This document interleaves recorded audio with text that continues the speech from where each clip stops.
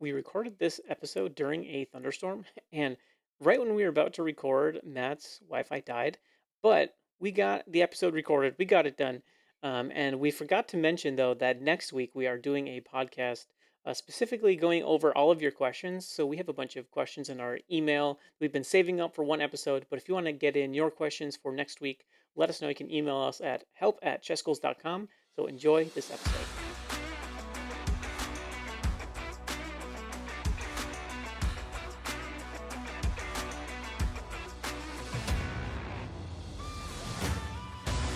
No pun intended, episode number 34. We are switching up a little bit this week. A lot of the time, I mean, if you've been listening to the podcast for a while, we have been doing these live on YouTube almost every single week. This time we are recording offline. We are online because we're talking to each other, but we are not streaming live on YouTube. Last week I did a similar format, just myself, and I feel like it went well, and we have a little more freedom with editing and production quality. So we're gonna stick with this for the time being. How's it going tonight, Matt? Going well, Jesse. We might talk about this later, but today was your first day playing pickleball. We got to play together, and anytime you and I get to play pickleball, it's going to be a great day. It is. It already has been a good day, and now we get to do the podcast together. So, bueno, how could it possibly go up from here? This is like the best day possible. Yeah. Okay, so not a ton going on in the chess world right now, but let's talk about Hans Niemann. Let's talk about our current world champ, Ding Liren. Talk about some Sinkfield and Gotham Chess doing his next tournament as well. So Hans Niemann has just finished his Hans Niemann versus the World Tour, at least the first run of it.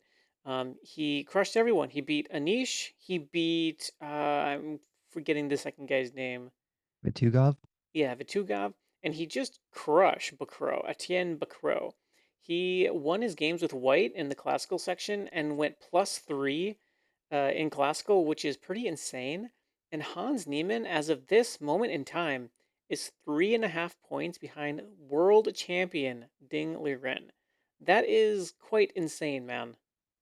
Yeah. And this, let me quote his tweet for you guys. Just he summarizes the results and does it in a very Hans Niemann-esque way. Here's the tweet. He said, Hans Niemann against the world Paris comes to an end. Classical, 4.5 to 1.5. Rapid, 3-3. Blitz, 9-3. Number 17 player in the world, 3-0. Stay tuned for future matches. Paris awaits. Close tweet. Yeah, that is a BA way to go out and fact check. He's actually 16 since that tweet, so he gained up another spot. I think he picked up on Jan Christoph Duda, who dropped a little bit, possibly, or maybe someone else. I can't tell just by looking at the Oh, rankings. no, I think it was Anish actually, because Oh Anish yeah, dropped 21 points in the Sinkfield Cup. ouch. So now Hans is rated higher than Anish, and he was a pretty big underdog in their match. So I think he's like 20. He's probably like 40 points underrated, but now he's higher than him. So that is a cruel turn of events for a niche. I have a correction to that. Anish lost about 15 tournaments at the Sinkfield Cup, and he lost the other 6 or so points against Hans Niemann himself. Oh, you mean he lost 15 points at Sinkfield? Yeah, so I thought it was 21 points lost all at Sinkfield, but it was a combo of losing to Hans and Sinkfield. That's why Anish is down 21. Oh, that's right, because he did okay against Hans. I think he was -6 or something against Hans, but then he dropped another 15 at Sinkfield. That's right. That is rough. That is rough to say. Do you know who won Sinkfield? I didn't follow the tournament at all. I didn't follow it, but I did check the standings after the fact. Alireza Firouzja won with 6 points, and this was a 9 round round robin tournament, 10 players.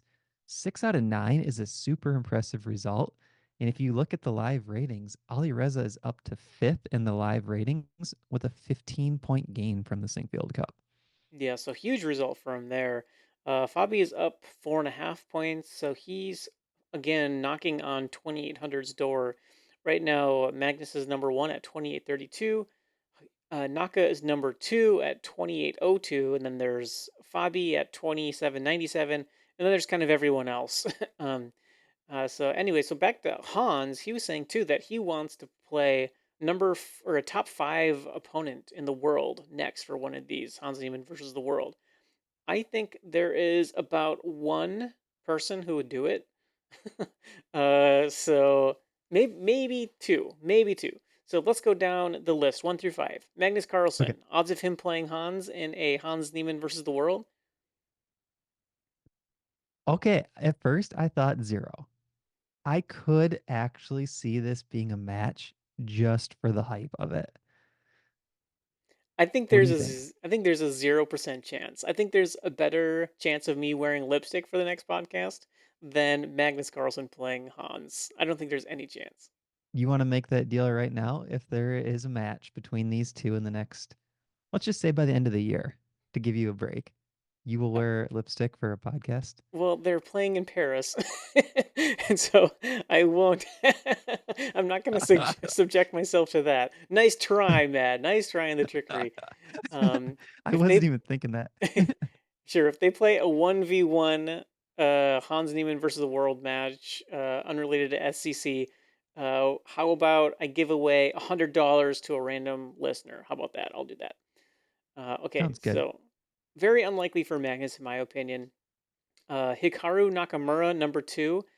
I actually think this is slightly more likely. I don't think, I mean, Magnus, I think, is like 1 out of 1,000 odds of him doing it. Naka, I could see him doing it actually. It'd be good hype, but I honestly don't think it would be worth it unless Hans put together like a $75,000 prize pool. Yeah, and I think part of the issue is just what you said, the fact that they're about to play in the Speed Chess Championship, because I was just thinking, wouldn't it be cool if we had Magnus, Hikaru, Hans, and someone else in like a four-way match format that Hans has been doing? Well, we almost have that. We have the Speed Chess Championship. True. We got Ali Reza, who is on the hype train right now, fifth in the world, 21-year-old. We got those other two, Magnus and Hikaru, and they're playing three different time controls in person format. There should be no cheating. There should be proctors. This is going to be incredible. And I don't think they could even plan a better match. That's the thing. Like, we got all the people from the lawsuit, plus Ali Reza, who's probably the next person you would select for this format. Yeah, I completely agree. If you had to pluck four people out to do a Speed Chess Championship, it'd probably be those four. Honestly, I'd pick them. Yeah, for sure. Okay, odds of it being Fabi, I don't really see Fabi. I don't think he has anything to really gain from playing Hans. It just doesn't seem like it would really interest him. So I would put that at like somewhere between Magnus and Hikaru, probably closer to Magnus. Yeah, I agree with that. And now, I mean, now that we're talking through it, I really don't think any of the top five are going to have any interest in this. Jan was top five and he just slipped to number 9. He might have been someone that would do it, but going down to the fourth player, Arjun, I don't think he really has anything to lose. Like, let's say he goes out and does lose to Hans. Well, who cares? You just do the next tournament cycle. I mean, it's not like he might lose a little rating, but he's not really getting invited to major events anyway. Like I don't think he was invited to Sinkfield. He wasn't invited to a bunch of these big events that people wanted to go. He didn't qualify for the candidates. He's kind of like he's the highest rated player from India, but he gets overshadowed by Gakesh and Prague and Vichy. I think this makes sense for him career wise and chess wise. I would see.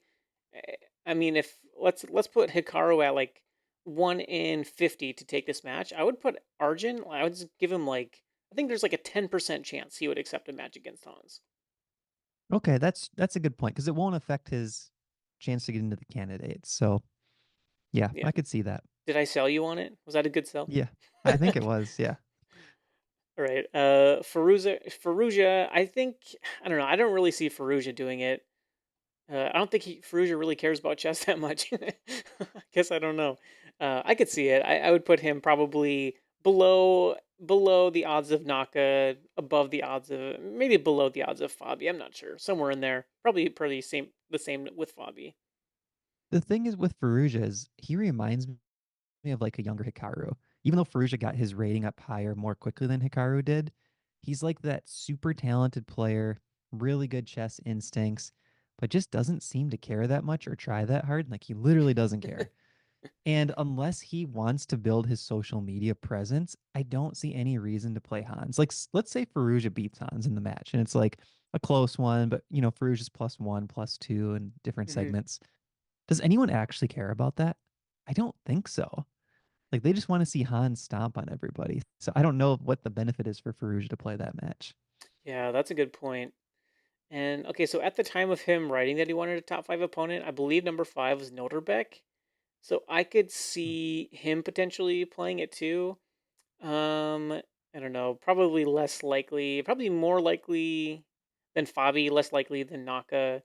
If I had to pick one person here, I would pick Arjun.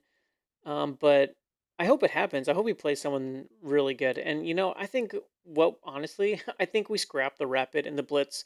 Just give us what, like 5 days of double games of classical, just a mini 10-minute classical tournament. That's what the people want to see. I agree with that because we're already going to see 5+1 played in person on computers in the Yep. Speed Chess Championship. Yep. Agreed. Uh, Speed Chess Championship is going to pick up a week from tomorrow, depending on when you're listening to this. We're recording this Thursday evening, so if you're listening to this on Friday, it will be in 1 week. If you will listen to this on Saturday, it will be 1 week minus 1 day. I could go on a few more, but I think we get it. Will you put it Next, into a tweet maybe? If it's yeah, Sunday, what would it be? And then Monday, what would it be? Sunday would Like a be table 5 day. maybe? Yeah, maybe a nice table. Yeah, that would work. That Yeah. is twitter.com/chessgoals for weird stuff like that. Um, so it looks like Naka and Faruja is going to be on the 6th at 9 in the morning. Same day, Magnus versus Hans live from Paris, September 6th. Then we'll get the third place match the following day. That would be on Saturday. And the title match live from Paris, September 8th, 11 a.m. Central. That is going to be a doozy. Okay, so we have the Smarter Chess odds and we have the betting odds. So, did you send me the link for the betting odds, or could I find it somewhere? I did send you the link to the betting odds. Let's Okay. start with the Smarter Chess odds though. First match, Carlson against Neiman. I think there's going to be about 28 games. So they're going back to the standard classical, you know, time controls that they always had, 90, 60 and 45 or 60 and 30, something like that. So there's going to be the full 28 games ish. I think Carlson wins by 6. So around 17 to 11. And I'm putting Carlson as an 83% chance to win. So +6, 83%.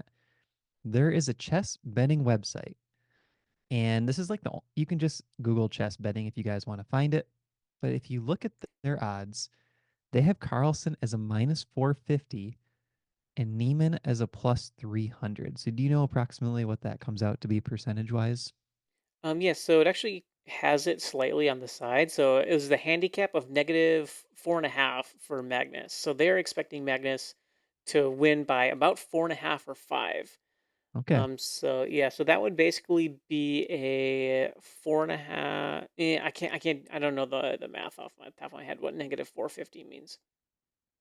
Yeah, so well the +300 is going to be like a 25% minus the house edge. So I think Yes. that's probably close to 20%. And I had 17%. And I had the 6 point favorite for Carlson, and they're saying about 5 point favorite, it looks like. So pretty close. And I think that sounds about right. When you get in that 80-20 range for percentage wise, Yeah. it's like, yeah, Magnus should win, but we shouldn't be shocked if Hans pulls the upset here. Yeah, I think we'll be a little shocked if Hans is the upset. He'd have to get in Magnus's head, which I mean could happen, but I think the chess world would be in shock if Hans pulled it off, honestly. But I mean, I don't know. I guess the stats part of Y- me thinks 20%. I mean, that's 1 in 5. That doesn't Yeah. seem that crazy, but I agree with you. I guess, when you just think of who Magnus is and who Hans is, it would be surprising in that sense. Yeah, I mean you look at these UFC fights and there's plus 300 winners all the time, so it's not like it rarely happens. But yeah, 20% ish chance for Hans. Matt gives him more like 17%. It's hard for me to see, but yeah, the math does not lie. 17% is for sure a chance. What's going against Hans is it's a longer format, and so he's going to have to really actually beat Magnus. He doesn't get the shorter time controls along each, like we've had kind of the rest of the way for the Speed Chess Championship. Okay, so Naka versus Ali Reza. This is actually a little closer on the betting site than I was expecting. So, who do you have as the favorite, and by how much? I still have this as a 6 point match. Um, Naka approximately 17 to 11, but I do round those odds a little bit. So I think this should be a closer match than Carlsen Neiman. And percentage wise, I put Naka at 77%, Perugia at 23%. Wow, so that's actually not that different from Magnus. So there's like a 6 point swing there. But the Hmm. betting site has Naka at only negative 185 and Faruja at plus 135. So, no pun intended, listeners. We are giving you the answers here. Matt projects Hikaru Nakamura as a much bigger favorite as the than the betting site. So if you want to make some free money, place your bets on Hikaru Nakamura. Not official financial advice, but that's at least the Matt's got his pipe out. So this oh, his glasses the whole time. So if you want to take the chess goal or the smarter chess odds and compare that with the betting odds, really the only play here to kind of split the difference would to be bet on Naka as a favorite because he's listed as negative 185. And I've contacted this betting website before, pretty Really? much saying, who the heck does your odds and how Mhm. do I work for you? Um, I did not get any response. But if you think about it, I mean, who does Hikaru ever lose to in a match this long? Yeah, Magnus. Magnus. That's it. And yeah, Faruja's good at blitz, but I think Naka also has Faruja's number when it comes to online event. I don't know. I could see this being more of a long shot than the Magnus match. I mean, the fact that they're coming out similar probably makes the most sense to me. I mean, this should be an 80-20 type match. Yeah, it kind of feels that way. At least as a chess fan. I think I said this on a previous podcast, but it would not surprise me if Naka wins by 10 here because he has Farouja's number in the end game, and I feel like he's going to play super Yes. boring draws chess and play out these end games where he's going to have a huge advantage where it's going to be an either a draw or Naka's going to swindle and win. I could see him just playing for that like every single time, just like how Magnus would play. So I could see Naka winning by 10, honestly, or I could see Naka just winning 4 games and the rest draws, like just like never giving Faruja much of a chance. I mean, you can't really just like contain Faruja like that, but I could see something like that. But I think, yeah, Naka at negative 185 is a steal, and I would bet that all day.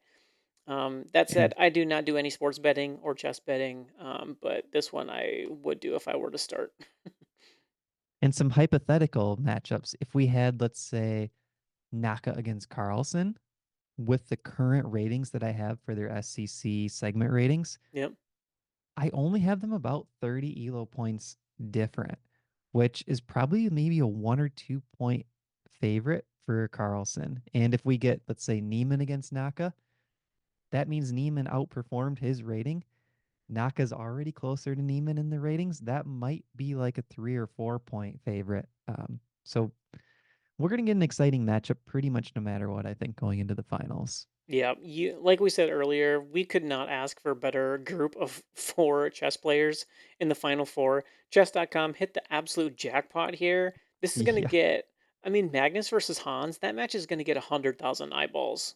Well, 200,000 eyeballs probably, because you have to multiply the number of eyeballs by 2 based on all the players or all the Are you watchers.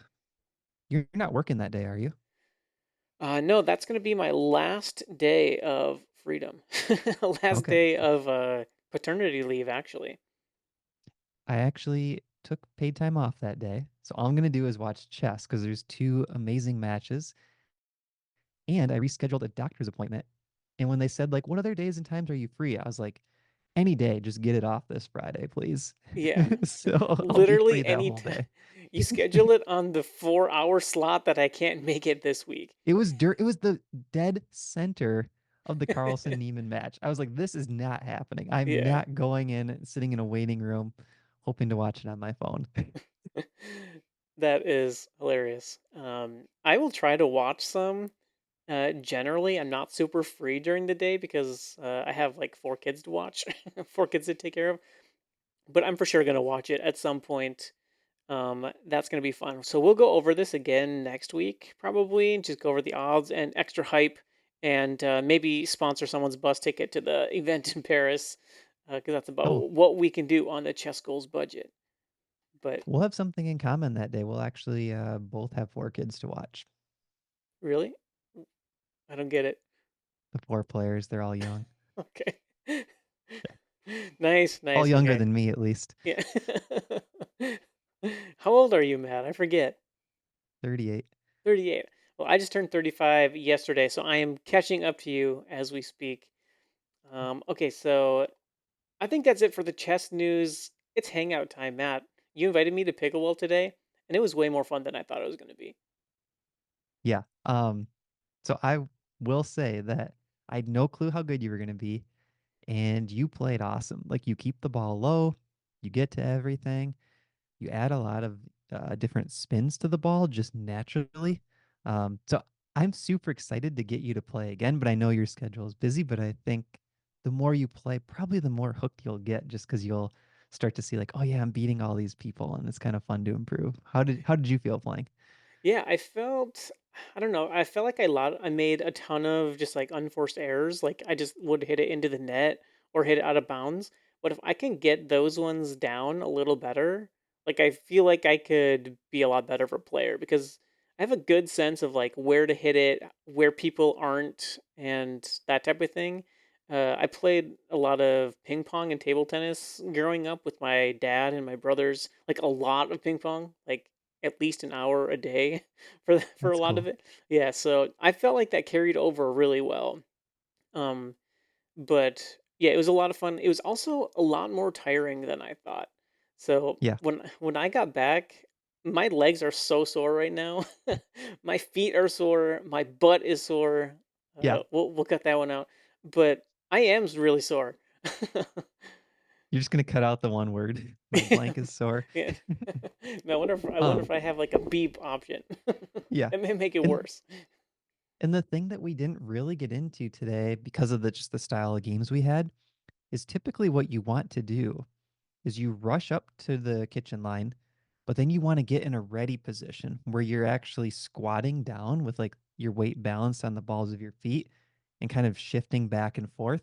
And all of those muscles are just like completely different to anything else you do. I feel Hmm. like just the pickleball movements, and it's really that way in any sport, I guess, when you think about it. Like you can be a soccer player or runner, but then you go try like something completely different. Like, oh, I'm going to go play tennis today. You'll be really sore because it's just the movements aren't quite the same. Yeah, that's true. Oh, And oh yeah, we go. also had like 16-mile-an-hour winds today. So that was very unusual. I mean, usually the wind's like 10 miles an hour or less. And we're coming up on indoor season for pickleball because it's going to be winter here in Minnesota soon. It's going to be too cold. So we'll have to get you playing indoors. That'll be really fun. Yeah, that will be fun. Yeah, the wind played a massive factor, like to the point where sometimes you would serve it and the wind would like literally just pick up and blow it out of bounds. Yeah. I mean, So it would blow like 5 feet to the straight sideways. yeah, for It's sure, really unpredictable. for sure. If you're curious, Matt and I played on the same team the whole time. We were there about 2 hours. We played six games and we split it down the middle. We won three and lost. Yeah, is that right? We won three, lost three? Yep, that's right. And the last game was a marathon. I think it was was it 15 to 13 in the end? I think that's right. Yeah. Because you have to win by two, even though it's play to 11. Yep. And interestingly, the Chess Goals Discord, which you have access to if you have any of the Chess Goals paid courses, we're getting a few members into pickleball lately, and they're talking about paddles and finding courts to play on and different things. So this little website we have here might be turning into a pickleball site soon. Yes. So yeah, that was a lot of fun. And Matt, I have another hobby to announce on the podcast tonight. Oh, what uh, is it? so yesterday, for my birthday, I received a ruck bag and some plates. And so, yesterday, my wife took the kids to a piano lesson and then just dropped me off at Oxbow Park, which is basically Uh-huh. like a park with hiking trails. and I did. It was about 20 pounds in the bag because I just like didn't know what to do my first time. I did about 20 pounds. It was 10 pounds of weights, a library book, the backpack itself, and uh, and a water bottle. So about 20 pounds. And I got slightly lost, but I walked around the Oxbow trails for about an hour and 15 minutes. It was a little over 4 miles, and it was a lot of fun. I'm for sure gonna keep doing that. I probably won't do outside all that often, but like while I'm working or whatever, just like throw the ruck bag on and do an hour or so on the treadmill. But yeah, that was a lot of fun, and I think I'm probably equally sore from that because, like you were saying, you're Oh yeah, doing something new, and it's like working all these different muscles. But when I woke up this morning, I wasn't really that sore at all. It was mostly from the pickleball session. I became very sore. sure. I could see that. For the rucking, was that something where you wanted to just go hike a little bit and then start reading? Is that why you had the book with you? Yeah, so so I planned on doing like a 30-40 minute hike and then just read for like a half hour, but I made two wrong turns and so I ended up just rocking just walking around for like an hour and 15 minutes and then it was time to be done. Uh so yeah, it was kind of funny, but I kind of Well, knew where I was the whole time. it's good we didn't have to send like for helicopter support or anything at Oxbow Park. Yeah, I didn't have to like shine my bat signal or anything to come get me. Mom, come get me. Yeah, right. I'm in the prairie. I And it mean, is very empty out there. It's like a trail, and I didn't see anybody. I mean, I was never scared, but I was a little scared. that's peaceful though. That's nice. I mean, I think you've run in some pretty harsh weather conditions. I mean, we've ran together while it's snowing. I Yeah, think it'd be cool to keep rucking outdoors for as long as you can. Like even if it's always Oxbow or nearby, like just for yeah. that tranquility, I guess, of kind of being out in nature seems nice. Oh, yeah, for sure. The air is so different, like in a forest, because there's so much like good oxygen out there too.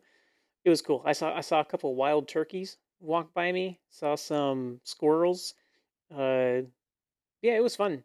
They have a lot of trails that are fun around Oxbow. I don't know if you ever done those walking around them.